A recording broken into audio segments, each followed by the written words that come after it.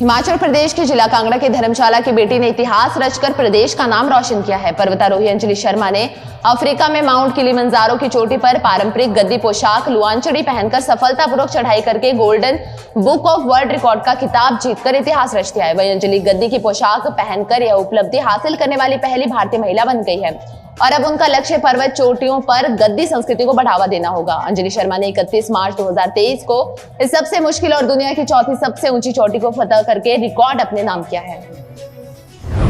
हिमाचल प्रदेश के सरकारी स्कूलों में पढ़ने वाले 9वीं और 10वीं कक्षा के विद्यार्थियों को अब गणित और विज्ञान विषय की निःशुल्क कोचिंग दी जाएगी। प्रदेश सरकार ने कोचिंग देने का काम अवंती फेलो ट्रस्ट को सौंपा है। 19 अप्रैल को ऑनलाइन परीक्षा पास करने वाले विद्यार्थियों को निःशुल्क कोचिंग लेने का मौका मिलेगा।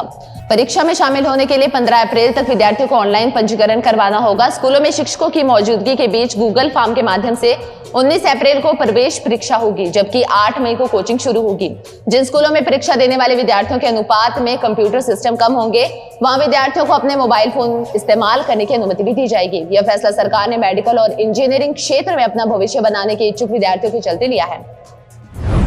दुनिया की सबसे अधिक ऊंचाई पर बनने वाली शिकुल्ला टनल का निर्माण कार्य जल्द शुरू होगा। इसके लिए 1681 करोड़ रुपए की राशि जारी हो चुकी है और यह राशि भारत सरकार ने जारी की है। समुद्र तल से 16,580 फीट की ऊंचाई पर शिकुल्ला दर्रे पर टनल का निर्माण होगा। इस टनल की लंबाई 4.1 किलोमीटर होगी। यह टनल सामरिक दृष्टि से बेहद महत्वपूर्ण है। इस टनल के जरिए पाकिस्तान और चीन सीमा तक भारतीय जवानों की पहुंच आसान हो पाएगी।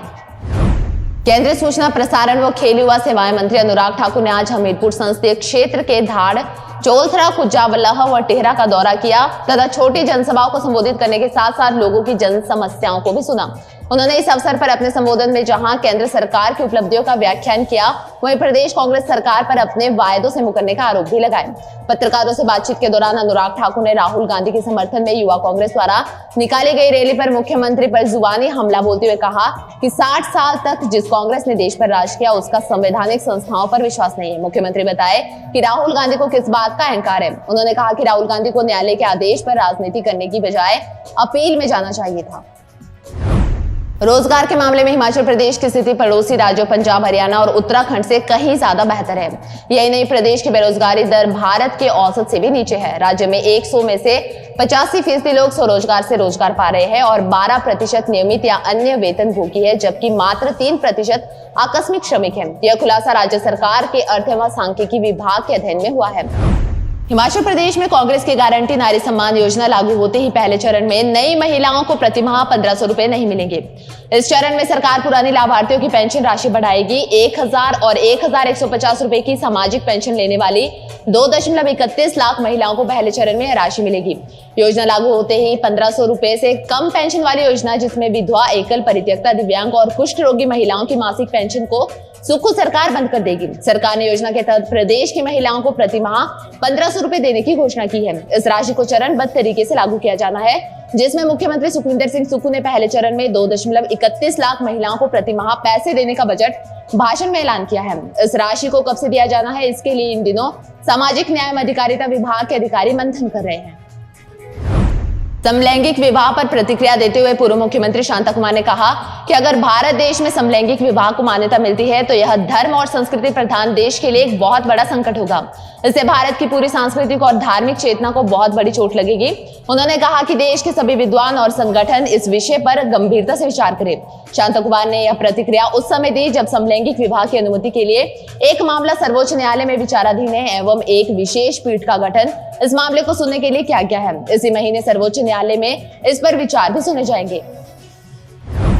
हिमाचल प्रदेश की सुक्खू सरकार ने बड़ा प्रशासनिक फेरबदल करते हुए 19 एचएएस और 6 आईएएस अधिकारियों के तबादला आदेश जारी किए हैं। आईएएस सुदेश कुमार मोक्टा को नेशनल हेल्थ मिशन के निदेशक का कार्यभार सौंपा गया है। वहीं कृतिका कुल्हारी को हिपा का कार्यभार सौंपा गया है। शहरी विकास विभाग के निदेशक मनमोहन शर्मा को सोलन का डीसी बनाया गया है। वहीं डीसी चंबा, डीसी राणा को राजस्व और आपदा प्रबंधन का निदेशक और सीईओ लगाया गया है। इसके अलावा सरकार ने उन्हें एचपीएमसी के प्रबंध निदेशक का अतिरिक्त कार्यभार भी सौंपा है। प्रदूषण नियंत्रण बोर्ड के सदस्य सचिव अपूर्व देवगन को डीसी चंबा लगाया गया है। इसके अलावा सरकार ने आईएफएस अधिकारी अनिल जोशी को प्रदूषण नियंत्रण बोर्ड का सदस्य सचिव नियुक्त किया है, जबकि 19 एचएएस के तबादले भी किए गए हैं।